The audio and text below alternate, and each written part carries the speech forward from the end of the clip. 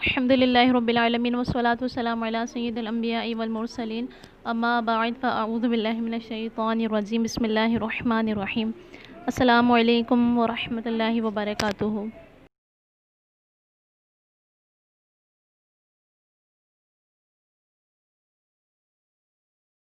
پیارے بچوں، باب ایمان عبادات میں سے ہم عقیدہ توحید کے بارے میں پڑھیں گے جو ہمارا بقیہ سبق رہ گیا تھا، ٹھیک ہے؟ تو صفحہ نمبر 9 نکال لیجیے۔ پیارے بچوں، ہم اسماء ذات باری تعالیٰ کے بارے میں پڑھ چکے تھے۔ میں نے آپ کو بتایا تھا حیات، قدرت، ارادہ، مشیت، علم کے بارے میں، ٹھیک ہے؟ سما بھی بتا چکی تھی۔ انشاءاللہ عز و جل ہم پڑھنے جا رہے ہیں بصر، کلام، تکوین و تخلیق، رزاقیت، ٹھیک ہے؟ یہ تمام اللہ تبارک و تعالیٰ کی صفات ہیں۔ انشاءاللہ عز و جل آج یہ پڑھیں گے، ٹھیک ہے؟ یعنی ان صفات کے بارے میں ہمارا کیا عقیدہ ہونا چاہیے، انشاءاللہ عز و جل جاننے کی کوشش کرتے ہیں۔ تو پیارے بچوں، بصر سے مراد ہے وہ بصیر ہے، یعنی اللہ تبارک و تعالیٰ دیکھنے والا بھی ہے، ٹھیک ہے؟ کوئی چیز اندھیرے میں ہو یا اجالے میں ہو، نزدیک ہو یا دور ہو، چھوٹی ہو یا بڑی، ایون کہ وہ خوردبین سے نظر بھی نہ آئے، اللہ تبارک و تعالیٰ سے چھپی ہوئی نہیں ہے، ٹھیک ہے؟ ایسی چیز چھوٹی سے چھوٹی ہو جیسے کہ خوردبین سے بھی نظر نہ آئے، لیکن اللہ تبارک و تعالیٰ کی بصر سے وہ چھپی ہوئی نہیں ہے، ٹھیک ہے؟ تو ہمارا کیا عقیدہ ہونا چاہیے کہ اللہ تبارک و تعالیٰ ہر چیز کو ملاحظہ فرما رہا ہے، خواہ وہ اجالے میں ہو، خواہ وہ اندھیرے میں ہو، خواہ چھوٹی ہو، خواہ بڑی ہو، ٹھیک ہے؟ تو اللہ تبارک و تعالیٰ کے بصر کے بارے میں ہمارا یہ عقیدہ ہے۔ اسی طرح کلام پر آ جائیے کہ کلام یعنی وہ متکلم بھی ہے، ٹھیک ہے؟ یعنی وہ کلام بھی کرتے ہیں، متکلم یعنی کلام کرنے والا۔ تو اللہ تبارک و تعالیٰ کا کلام کرنا کیسا ہے پیارے بچوں؟ جس چیز کو چاہتا ہے خبر دیتا ہے، ٹھیک ہے؟ اسی طرح انبیاء کرام علیہ الصلوۃ والسلام سے بھی جب چاہتا ہے کلام فرماتا ہے۔ اس کی تمام صفات و قدرت کیا ہے؟ ہمیشہ سے ہیں۔ اس کا کلام بھی قدیم ہے، قدیم ازلی ہے، ٹھیک ہے؟ جیسے کہ قرآن کریم میں اس کا واقعہ بھی موجود ہے۔ انبیاء کرام علیہ الصلوۃ والسلام سے کس طرح کلام فرماتا ہے، جیسے کوہ طور کے بارے میں نا کہ موسیٰ علیہ الصلوۃ والسلام کوہ طور پر جایا کرتے تھے اور اللہ تبارک و تعالیٰ سے کلام فرمایا کرتے تھے، ٹھیک ہے؟ اللہ تبارک و تعالیٰ سے کلام کرتے تھے، کس طرح؟ جس طرح اللہ تبارک و تعالیٰ نے ان کو چاہا۔ بہرحال ان کو اسی وجہ سے کلیم اللہ بھی کہا جاتا ہے، یعنی اللہ تبارک و تعالیٰ کا کلام کرنے والا۔ بہرحال اللہ تبارک و تعالیٰ کا کلام کرنا ایسا ہے، انسانوں کی طرح نہیں ہے، ٹھیک ہے؟ اللہ متکلم ہے، جس طرح ہم کلام کرتے ہیں، لیکن اللہ کا کلام اس طرح نہیں جس طرح انسانوں کا ہے۔ وہ اللہ تبارک و تعالیٰ کی اپنی صفت ہیں، ٹھیک ہے پیارے بچوں؟ اسی طرح اللہ تعالیٰ کی صفتیں بھی اس کی شان کے مطابق ہوا کرتی ہیں۔ بے شک وہ سنتا، دیکھتا اور کلام بھی فرماتا ہے، مگر ہماری طرح نہیں کہ آنکھ دیکھنے کے لیے ہو، سننے کے لیے کان اور کلام کرنے کے لیے زبان کا محتاج ہو، ایسا ہرگز نہیں ہے۔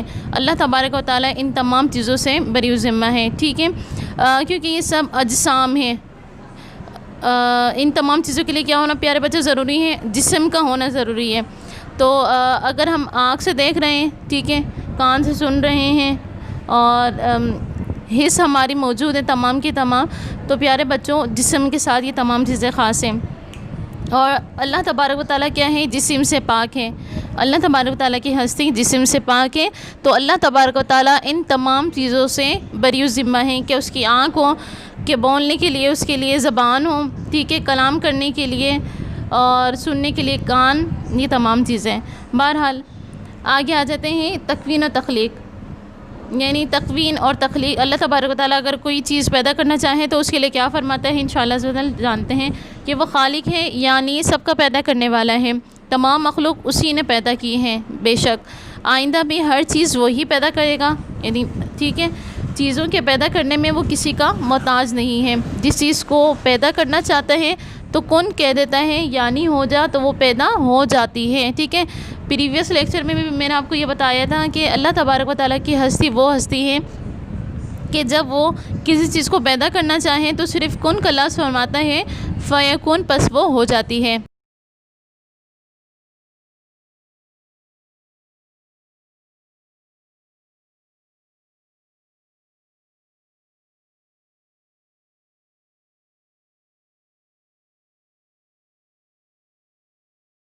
تو پیارے بچوں، سلیمان علیہ الصلوۃ والسلام جنگل میں جب اپنے ہمراہیوں کے ساتھ داخل ہو رہے تھے تو ایک چیونٹی، جیسے کہ قرآن کریم کا واقعہ ہے نا، یہ اپنے الفاظوں میں عرض کرنے کی کوشش کر رہی ہوں تو چیونٹی چونکہ اپنے گھونسلے سے باہر تھی اور چیونٹی کی ملکہ نے کہا کہ ایسا نہ ہو کہ سلیمان علیہ الصلوۃ والسلام سے لاشعوری کی حالت میں ہم دب جائیں یا پھر کچل جائیں، ٹھیک ہے۔ تو سلیمان علیہ الصلوۃ والسلام ضاحکاً، وہاں پر لفظ قرآن کریم میں کہ مسکرائے، تو تمام حواریوں نے، آپ کے ساتھیوں نے پوچھا کہ سلیمان علیہ الصلوۃ والسلام کیوں مسکرائیں، جب تو بتایا گیا سلیمان علیہ الصلوۃ والسلام نے کہا کہ چیونٹی اس طرح بات کر رہی تھی۔ تو بہرحال جب اللہ تبارک و تعالیٰ کے بندوں کی یہ شان ہے تو اس کے بنانے والے کی شان کا کیا عالم ہوگا، یعنی اللہ تبارک و تعالیٰ کی شان کا کیا عالم ہوگا، ٹھیک ہے۔ تو پیارے بچوں، امید کرتی ہوں کہ سمجھا پائی ہوں گی یہ تمام اللہ تبارک و تعالیٰ کے صفاتی نام اور ان کے عقائد کے بارے میں، ٹھیک ہے۔ اور اس کے ساتھ اسائنمنٹ انشاءاللہ عز و جل آپ کو دیا جا رہا ہے، تو اس کو فل آؤٹ کریں، ٹھیک ہے، اور اس کو اسکول میں آ کے سبمٹ کروائیں۔ اپنا بہت خیال رکھیے گا۔ السلام علیکم ورحمۃ اللہ وبرکاتہ۔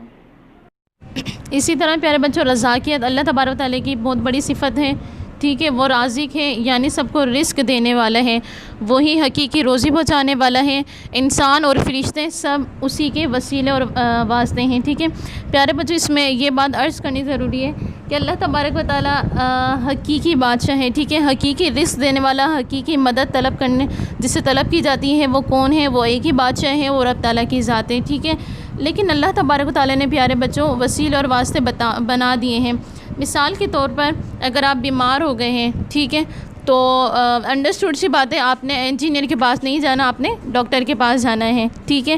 تو اللہ تبارک و تعالیٰ نے یہ وسیلے بنا دیے کہ بھئی بیمار ہیں تو کہاں جانا ہے؟ ڈاکٹر کے پاس، انڈرسٹوڈ ہے۔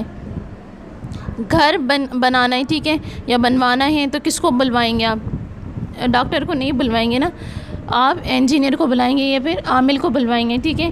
یہ تمام چیزیں وسیلے اور واسطے ہیں۔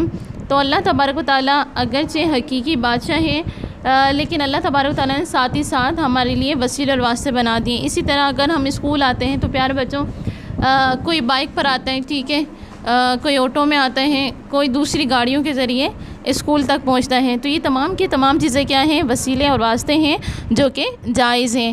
لیکن ہمارا عقیدہ یہ ہونا چاہیے کہ حقیقی بادشاہ اللہ ہے،